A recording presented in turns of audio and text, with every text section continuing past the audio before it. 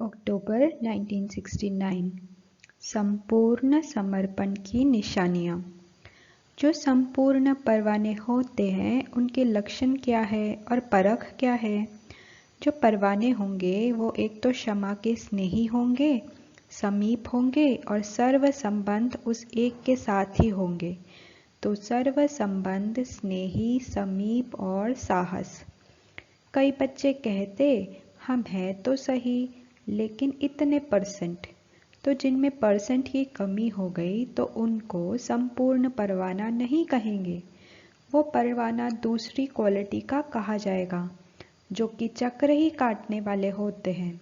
एक होते हैं शीघ्र एक ही बार क्षमा पर फिदा होने वाले, दूसरे होते हैं सोच समझकर कदम उठाने वाले।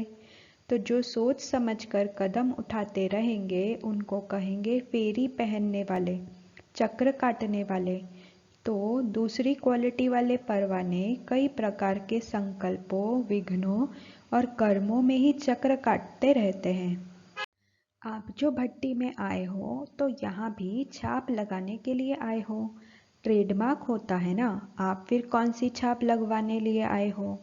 संपूर्ण सरेंडर या संपूर्ण समर्पण का छाप अगर नहीं लगा तो मालूम है कि क्या होगा?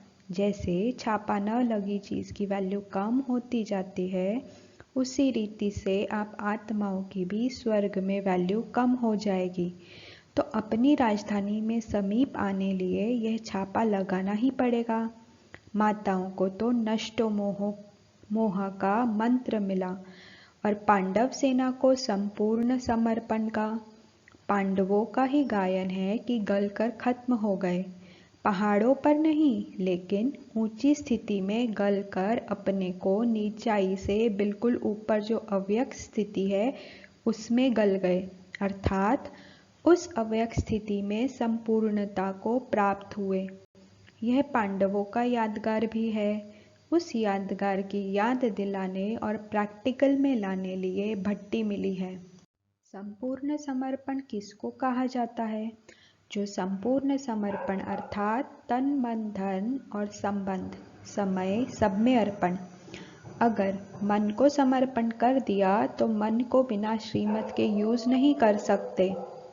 अब बताओ, धन को श्रीमत से यूज करना तो सहज है, तन को भी यूज करना सहज है, लेकिन मन सिवाय श्रीमत के एक भी संकल्प उत्पन्न नहीं करे। इस स्थिति को कहा जाता है समर्पण। इसलिए ही मन मनाभव का मुख्य मंत्र है। अगर मन संपूर्ण समर्पण है तो तन, मन, धन, समय, संबंध शीघ्र ही उस तरफ लग जाते हैं। मन को समर्पण करना अर्थात व्यर्थ संकल्प विकल्पों को समर्पण करना, वो ही परख है संपूर्ण परवाने की। संपूर्ण समर्पण वालों को मन में सिवाय बाप दादा के गुण, कर्तव्य और संबंध के कुछ और सूझता ही नहीं। अब बताओ कि ऐसा छापा लगा हुआ है? जो आपने समर्पण कर दिया तो वह आपकी चीज़ नहीं रही, जिसको दिया उनकी हुई, तो उनकी चीज़ को आप अपने कार्य में यूज़ नहीं कर सकते हो। लेकिन संस्कार होने के कारण कभी कभी श्रीमत के साथ मनमत, देह अभिमान पने की मत, शूद्र पने की मत कहीं यूज़ कर लेते हो।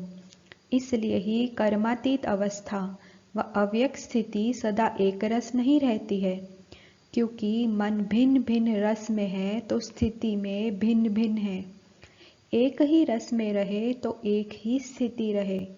बाप दादा बच्चों को हल्का बनाते हैं और बच्चे जानबूझकर अपने पर बोझ ले लेते हैं, क्योंकि 63 जन्मों से विकर्मों का बोझ, लोक मर्यादा का बोझ उठाने के आदी बन गए हैं। इसलिए बोझ उतार कर भी फिर रख लेते हैं। जिनकी जो आदत होती है वो आदत से मजबूर हो जाते हैं ना, इसलिए अपनी आदतें होने कारण अपनी जिम्मेदारी फिर अपने पर ही रख देते हैं। जब तक यह वायदा नहीं किया कि जो सोचेंगे, बोलेंगे, जो सुनेंगे, जो करेंगे सो श्रीमत के बिना कुछ नहीं करेंगे, तब तक इस भट्टी से लाभ नहीं ले सकते हैं। घबराहट तो नहीं होती है, जितना जितना गहराई में जाएंगे उतना ही घबराहट गायब हो जाएगी। जब तक किसी भी बात की गहराई में नहीं जाते हैं तो घबराहट आती है। जैसे सागर के ऊपर ऊपर की लहरों में घबराहट होती है, लेकिन सागर के तले में गहराई में क्या होता है? बिल्कुल शांत।